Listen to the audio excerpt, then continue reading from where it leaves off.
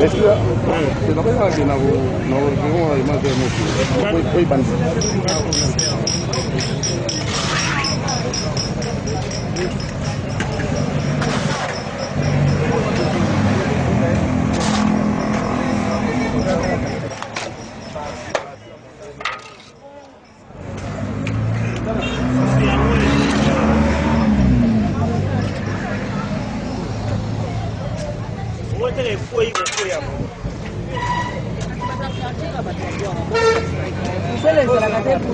c'est pas ça que nous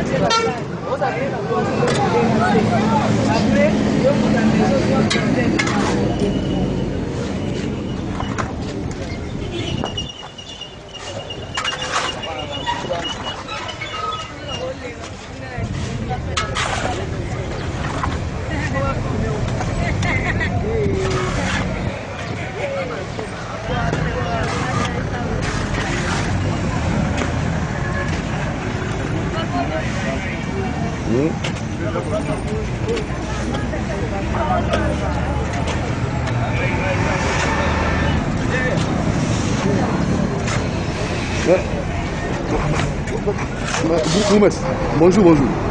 L'autre fois, tu as réclamé aux agents de travail dans l'émission de Bosso. Mais le Ramon, quand même, tu as travaillé comme belé. Comme belé. Tu as belé grâce à l'appui à mon gouverneur. Oui. C'est la Deben et Raskin. Il y a photo longue, la vidéo, les locaux. Donc, Deben, il y a Raskin. Ah bon. On a fait bâtir des Deben et Raskin. Pour la Colombo, la vidéo, c'est un peu alors, vous savez, là, ici, moi, je dégage en gros, et ça, c'est au moins pour les pêches, les hommes, mais tout le monde est allé comme ça. Mais on sait que ma maman, on est dans la quand la nuit de l'eau, on va les routes dans Katia, il y a caniveau. Bassin. Oui. C'est inconcevable. Comment c'est mon tour normal? Au revoir. Oui. Au revoir, caniveau. Oui, c'est la team Maël, les rayons, comme ça, yango, poubelle. Oui. Au revoir, au bois qui a wapi na kati ya poubelle, au bois qui a caniveau, caniveau, basala ngo pona, et l'examen. Il y a un bois qui peut bloquer. Tant qu'on bloquer, on a tala yumo. Tant on maille, on il faut que l'État. L'État fait quelque chose. Donc, c'est la Transkin. Transkin, comme Ben la Transkin. Araskin. Mais est-ce que tu as côté, c'était pour nous, non? Oui. Parce que quand tu as idéologie, on va continuer comme état d'esprit. Avant Fongolais pour le caniveau il faut Fongo matala ni bango basali. Je crois que OK, ça va, merci beaucoup. Merci. Ego kota, ego bima.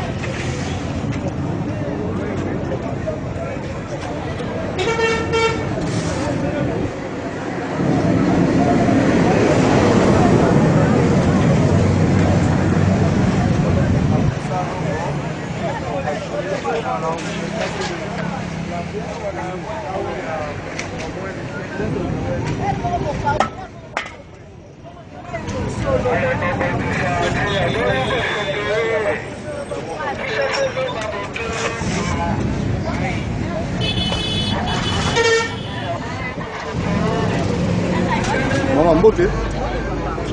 Mais ndeni mtomoni ba basé bimi na kati ya caniveau. Papa to yebi tem se to ya koteka loba bataparche. Ah. La solo. C'est ce que c'est. Tout ça là, tout ça là. Oh ça. Maman, maman, bonjour. Maman. Elenge, bosa sala moto bosa la te. Nasi okuna boendeni. Ba niveau ko ki ba. Esengeli bacha bato ko basala. Ba tonde bango ha. Bino te.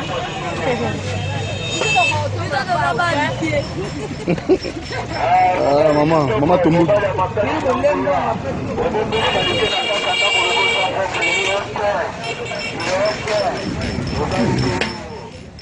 Oui.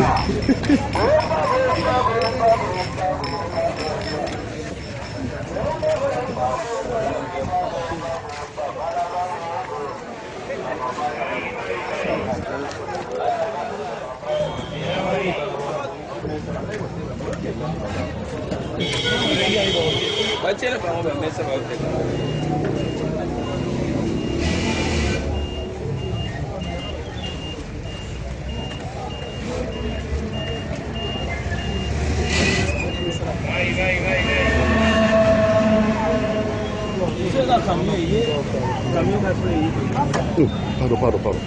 Mais hôtel de ville, vous avez parlé? Ah non.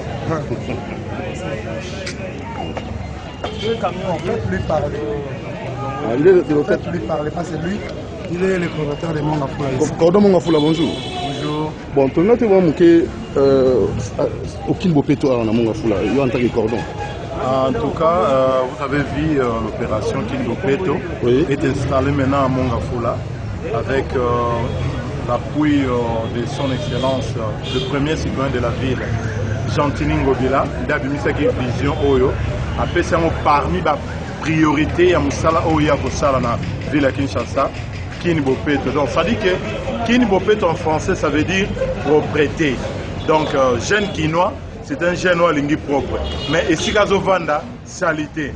Alors c'est pour cela le premier citoyen de la ville, la vision et à son excellence le premier président de la République, son excellence le président de la République Fachi, bango peut instaurer le système ya Kini Bopeto. Voilà pourquoi tu es côté à Kini Bopeto na Mongafula. Alors vision se sera d'abord incompris par les gens. Pour tout le monde il y a un caniveau. La mise sur plastique, bassin. Voilà, nangana yo to moni yango to komi gomi tuna est-ce que ça qui bondo quitter ça dit bassin na ba milanya mai ba mafuta na kati. Donc mutaye à côté c'est on penza na place wana o ezali na caniveau na place dans les allées ça dit que est bloqué penza mai les kate. Donc ça dit que allez-y comprendre que Mongafula il y a beaucoup à faire. Donc ça dit que mutaye penza na bassin mai na ni na tie mai zo les kate. Yangano moni son excellence a s'impliqué ma casse pour a la tirage il y a banini il y a ba caniveau. Bon et pour finir pardon oui pour finir pour sanctionnalité voilà mesures disciplinaires et zaboué na ba loi ya sika ya 2013 audit 003 dans son article 75 et le biboy. Chaque propriétaire, il y a magasin, il y a le pango, il y a nini. Azali, maître, il y a Bongisa le pango, il y a devancement, 10 mètres. Donc ça dit que Nikoloba, le pango dans la place de Souki, Naza, droit, il y a Bongisa, 10 mètres et à la Bopeto. Soki et sa salité. Maintenant, Batoubaye Bango, nouvelle loi à Sikebimi, chef du quartier, chef de rue. Bientôt là, Bazan a la capacité de recommander au OPJ. Donc Bazan a le droit d'interpeller. Nous avons dit que saleté le pango va interpeller. Batoubaye que amende de bandits à partir de 5 000 francs. Si comme Matalikolo, si na 1 million 100 millions de francs congolais. Ah tout ça na route à Matadi, bypass na Mongafula na entrée à marché Pumbu. Ok. Voilà. Merci tout le monde. Ça dit que Batoubaye que ceux qui va sur un monde au Kofuta 5 000 francs jusqu'à 1 million de francs, 100 000 francs, 1 million de francs congolais, plus prison il y a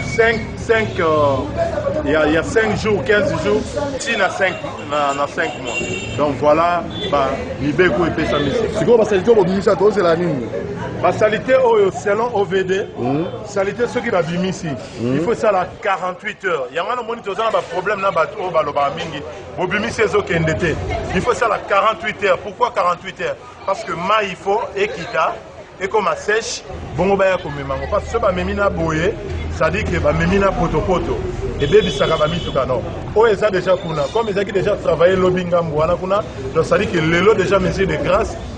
Deux bennes, il y a Raskin et Zakoya et Kochango, directement évacuation parce que Kinibo Petezali, politique Moussousou ya Sika, Oyo, vision ya Sika, Oyo, Bakonzi ya Sika, Pe Bayena Yango. Voilà. Merci beaucoup.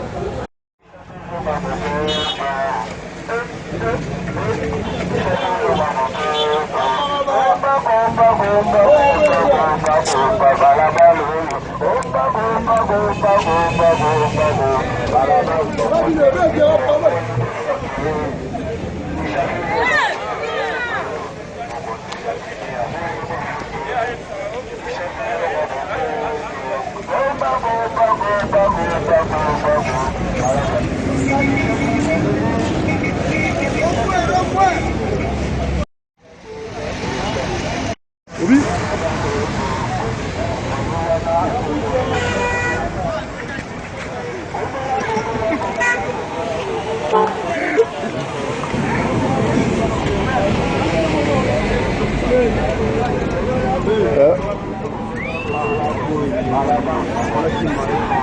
Ok, bon.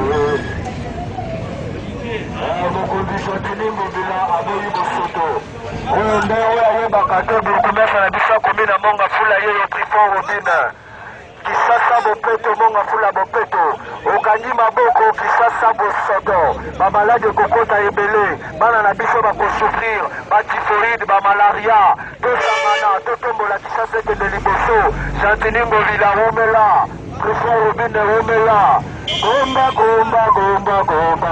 gomba balabalo gombola balabalo bokotifaci aboyi defoto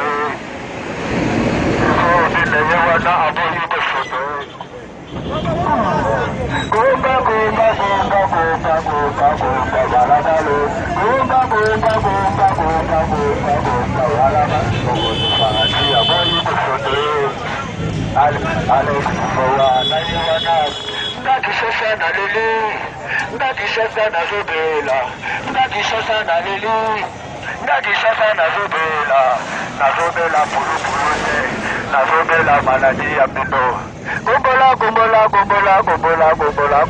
balabalo gomba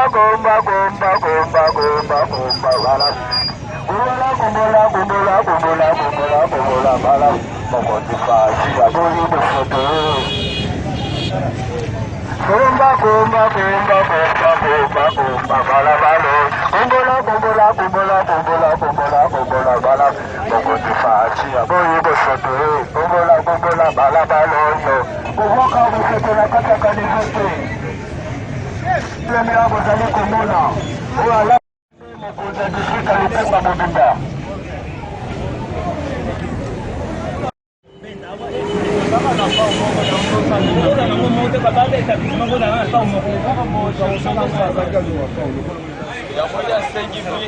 maison bozangi pa combien bokotaka osala chef surtout na bino bokota saye pa bolobaki bozangi pa bozopesa ntanda na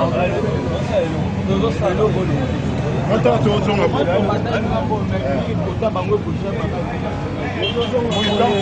tant tozonga po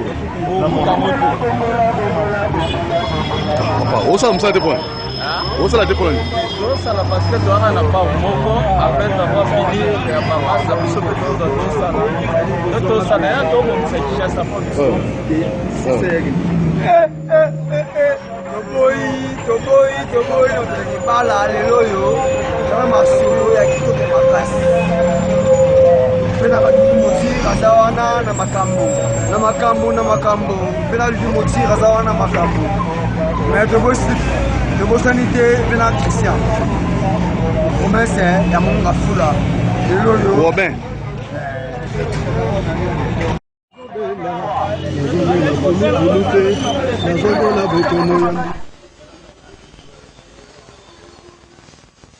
Voilà, là c'était le reportage. Alain Kabongo, on va directement vous saluer, vous qui nous avez suivis. On a voulu vous laisser d'abord le temps de suivre cet élément pour avoir comme ça, de façon générale, l'idée de cette opération Kinbo Peto, parce que nous avons voulu être sur terrain avec le bourgmestre Robin Trifon, avec Popol Dilala, et vous avez bel et bien compris, la population, est-ce qu'elle a intériorisé cette opération, en fait, est-ce qu'elle s'en a approprié? C'est ça la question primordiale. Est-ce que Bande Konabiso Jimakambo Kinbo Peto lokola likambo bango moko pona ngocha bopeto bisika bafandi to bazotika bakonzi bazwa musala wana na maboko. Merci à Alain Kabongo, déjà là je vois Karina Weber et Fiston à l'autre côté, Christian Banjo plutôt.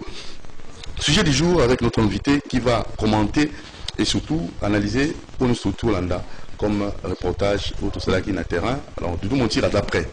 Ce même après émission, tu quittes le terrain, monsieur bienvenue en Simba dans Ansel, monsieur la Bible c'était les ossements à Suisse 40 bis, Togoya, monsieur Bozali, donc plus de 143, 89, 61, 52, 634. Alors suivant, faisons un tour, juste le panneau, annonçant notre sujet et on va recevoir le pasteur Mobé Vincent pour Yazapé analyste, Yazapé Mobé à Ebi, membre environnement, tout sur l'année Napoléon.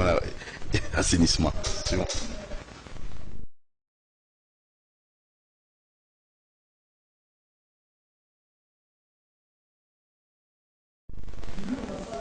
Voilà, pasteur Robin Trifon. Excusez-moi. Le bourgmestre Robin Trifon, pasteur Mobé Vincent, comment papa? Oui, so moni na ambio pona to yebi na yebi parce que aux amoko. D'abord lundi ba image oyo ya opération Kinbo Peto na monga fula. Après de vue na d'abord zani na oyo talini au moni zo salema na réaction de la population après de côté na bozindo. Impression na ngali bosso ezali SN.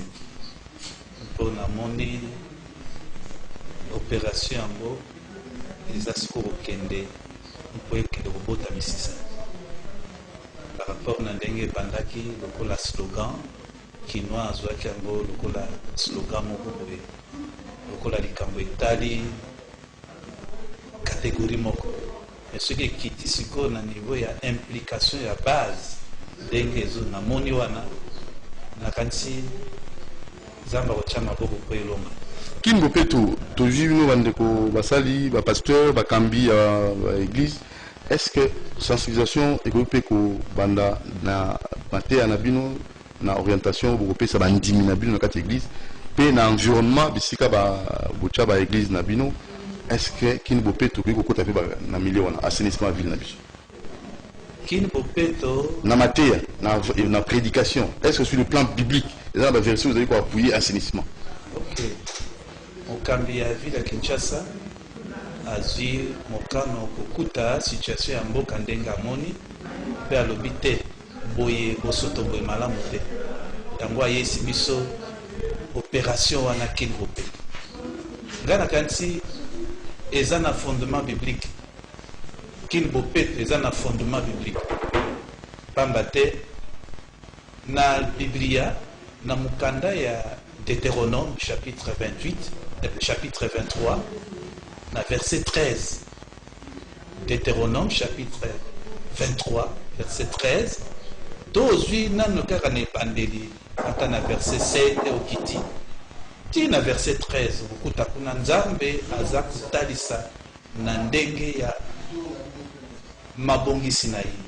Pour Dieu n'aime pas la saleté. Bosoto eza kokimisa nzambe. Et na verset 13 il y a Deutéronome chapitre 23 Bible lobi na biso Dieu demande à ce que moto bosoto na ye kundama parce que Dieu aza koleka nzambe aza koleka kat na ba par rapport na mutuna na yonga na kanisi ke opération kini bopeto eza na fondement na mbo na kati ya biblia et eza devoir siko mpona bao bazotanga bible bao bazoteya toteya bopeto tosensibilize bato mpo te environnement na biso ezala malamu eza important eza vraiment important que bisika tofandi ezala propre. Ndeko journaliste, il faut avouer que depuis un certain temps, peuple congolais, quinois en particulier, tobungisi mwa culture ya bopeto ya milliers na biso. Oui. Pona nini?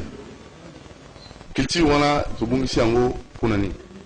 Nazalaki kokanisa boye ntango Kinshasa etongamaka bato bazalaka moke mpe na bambula oyo lelo so na ntango na Kinshasa ere moko na lobi Kinshasa kini malebo lipopo Brazzaville la verte kini la belle eza lisusu te nayebi te mouvement moko esalemi bongo bato bakomi na laisser aller mpo ntango tozokola ezalaki même na contrôle l'état azalaki pe na makoki na ye azalaki ke ezala na baservice eza kotambola na mapangu eza kocontrôle bato même libanda na yo soko bosoto ezali basengi yo mbala liboso petola mais uti olanda bourgmestre wana Robert alobi komi bongo il faut sanction yango nde nasepeli ke po wana lumande ozongisi biso na ndenge ezalaka jour ya salongo mona moto akangi maison na ye aye te awazela kaka era kosalongo ekosila ye aye kofongola boutique wana nde mabe te alors so amoni boutique okanga bongo batikeli yo sanction batikeli yo nini oyo en fait ozwa mokanda mpo kofuta lomande na commune ndenge wana par rapport na mentalité na biso lelo lolenge wana nde esengeli lolenge wana nde esengeli mpo bato bazwa conscient peuple kinois lelo kinois mpe bakinoise lelo tokomi na culture moko ya laisser aller nazwi papier na nga mouchoir napetoli nalongoli motoki nabwaki na balabala soki oyebisi moninga ndeko otyeboye mpo na nini longwa wana yo moto okobongisa mboka oyo donc lolenge wana malamu te ezosenga biso mpenza mwa mesure moko ya lokola fimbu ezala pembeni wana mpo emeka koredresse na nzela bakozwa raison no toza ba matériel ya mosala te nde oyoki mingi modeko totuni ye yo boutique na yo yango caniveau salité okokombola yango te abi nazangi matériel ya mosala est-ce que na ndako na ye kombo ezali te kongo ezali te pao ezali te il faut nyonso euta na l'état basungaka l'état te bayiki balobaka bongo donc c'est comme si l'assainissement de la ville c'est juste l'état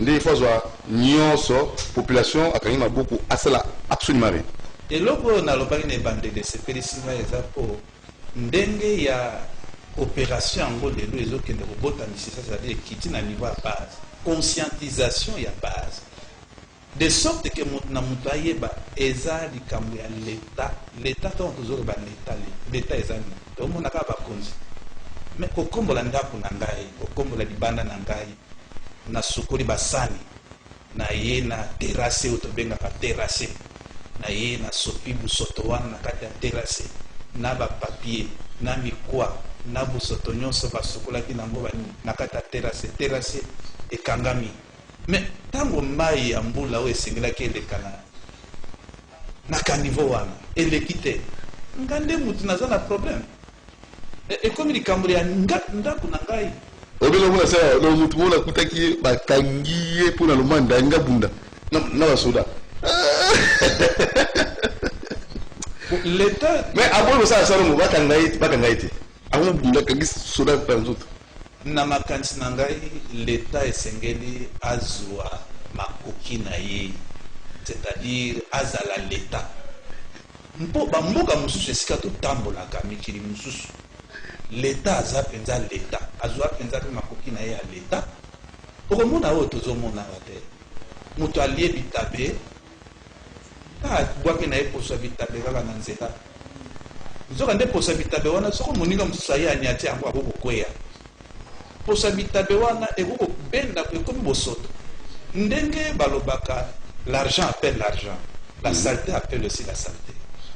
Ce que mutu moko azwi papier na ye, azwi poso ya bitabe, azwi poso ya nguba ute kolia sopi wana. Oyo akoya kolanda na nzela wana amoni mpe esika saleté ezali ye mpe abwaki wana. Lobi ekomi fulu, yango bafulu etondi partout. Mpa nakanisi boye papa journaliste. Oui. Lokola na bastatistique eza kotalisa biso ke peuple congolais en général, bakinois bazali peuple religieux, c'est-à-dire basambelaka. Bosambela na biyambe ebele, bakristo bazali, bamusulman bazali, banzambe mosusu mpe bazali, bato bazosambela na yamba na bango. Mais na makanisi ya nzambe busoto ezalaka te. Dieu est saint. Et il aime la sainteté, il aime la propriété. La passage na pesi na Deutéronome wana, pe ba passage mosusu ezali, okomona ke nzambe aza koyebisa bana Israël na ntango baza kotambola na esobe batimolaki bawese te lokola biso toza nango lelo, mais alobi soki oke na nsima na matiti osali salite na yo zipa yango kunda yango na mabele mpo Dieu passe. Alors soki tozondima ke mboka na biso Kinshasa tosambelaka nzambe seke nzambe alekaka awa, nzambe azali awa, mais Dieu ne vit pas avec la saleté. Nzambe akokosepela na busoto te. Bakristo nyonso osambela na église, la voix de Dieu, la puissance, église nyonso oyo ozosambela toza liboso bana ya nzambe. Mutu na mutu azwa likambo oyo bakonzi ya mboka balobi totya bopeto tozongisa Kinshasa na elengi na yango. Et pour ceux qui veulent politiser l'opération Kilmopeto, ni nous le banabang. Ngana kanisi likambo ya politique eza wana te. Tokotsa yango te. Autant Kinshasa eza. Donc il y a tout ça là ici mbate, yuna pour ngana zala kana tango na na isimba kite, yepe isimba te. Alingite facha longa. Non, en fait, c'est pas. Ils veulent politiser l'opération Kilmopeto. Naza ko décourager l'environnement, les cas de défi, ils ont pour les politiciens, pour les opposants, pour la majorité à pouvoir. Bana Israël bazalaki na boumbo na Babylone. Zapa zo bana bango. Bosala nyonso mboka esika bino bozali ebonga. Po bolamu na bino ezo dépendre bolamu ya mboka wana. Nazala politicien ya opposition, nazala politicien ya majorité ndenge eza lelo na mboka na biso. Toza ko vivre na Kinshasa. Lelo mbula soki ebeti na Kinshasa, papa Dudu. Otambusa mutuka na ndenge nini. Yo oza ya oza ko politiser opération oyo. Olingi assainissement esala malamu. Esimbate. Esimbate. Yo otambola wapi? Mpo ba caniveau, ba égout nyonso eza bouché. Mai ekomi koleka likolo ya chaussée mpe ezobebisa babalabala. Tungungi ya soka opposant. Ngungi akosa mutu ya pouvoir, bangungi baosala musala. Ngungi aza koluka makila. Makila ya opposant na makila ya mutu ya pouvoir eza ndenge moko eza elengi ndenge moko mpona ngungi. Bongo nakanisi eza likambo etali biso nyonso. Na niveau oyo bourgmestre ya Mongafula Robin Trifon. Mongafula amemi likambo. Soko mpe babourgmestre nyonso na Kinshasa bakozwa bongo kokotaka na mapango. Baservice wana ekufa to ezali. Soki baservice wana ezali oyo ebanda koleka na bandako koconseiller bato kotala meme na même bisika tokendeke na nzongo ike nzongo inene batala banda kotala mpe kuna est-ce que eza na bosoto te eza mbala liboso bapesi toli mbala mibale so tokuti boye oza na bakati limana soki bakuti bongo bakati yo amana oke kofutisa esika bafutaka kuna soko na banke ofuti amande na yo mutu akomona ke na ndenge ya ekonomi na biso bozwi mwa moke mwa mosolo wana linasomba mbolongo bana balia oke kofuta nango amande bato bakobanga mpe bakozwa likambo oyo balaka yango ndenge moko. Environnement na Bible ezali eloko ya motuya po nzambe aza kosenga to préserver environnement na bamboka oya bato baza civilisé lokola ba congolais pe baza bato baza civilisé ba kinois pe bato baza civilisé esengeli tozwa environnement na biso to batela yango pe tout ça de sorte que ngai bisika nazali na bureau nanga bisika nazali papier oyo les restes autres où utiliser wana soki esengeli babwaka yango na esika bakotumba yango soit na moto soki eza bamatiere oyo esengeli bakunda bakende bakunda yango bisika ebongi olie tobwaka yango partout ndenge ozomona na Kinshasa lelo malamu te. Félicitations na bandeko oyo tomoni na reportage kuna na Mongafula bo bamoni ke likambo oyo ezaka likambo ya gouverneur ya ville ya Kinshasa ya apesi makasi biso tolata yango.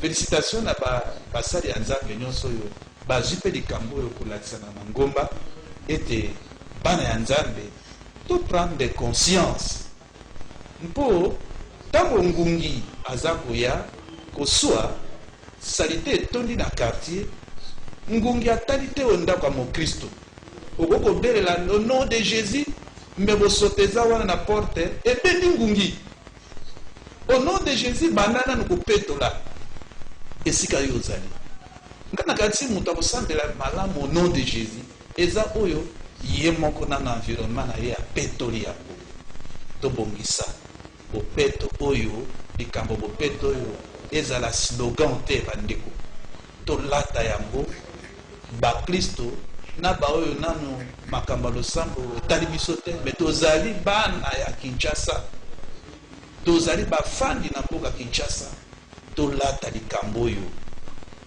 ozala quartier oyo ya bato baza évoluer lelo ozala quartier oyo ya sika d'autres bengi les quartiers périphériques lelo ozomona ndenge moko papa journaliste mwana moko na motara amemi ngai mwa mikolo mileki tozotambola nazala koya awa na émission bongo atuni ngai alobi papa Kinshasa oyo nazala koyoka kaka yango oyo me oza na Kinshasa me mboka na biso epai ya uti eleki Kinshasa na kitoko nalingai kotia tembe me nafandi nie na sosoli ke mwana oyo azoloba mpo na salite akuti na Kinshasa ntango ekoki moto awuti na mboka akomi na Kinshasa mona oui aye na engumba capitale esika makambo mafanda ntango ekoki oyo moto na moto esengeli ntango toza kosala bisala na biso toza kotambola ozala pe na elengi ntango nazalaki mwana nano je pense na ba 7 ans papa Doudou oui vers les années 70 kuna nazalaki nano mwana bongo tozalaki na ndeko na biso moko na sekisaka bato aye awa na Kinshasa toza kotambola na ye awuti na ville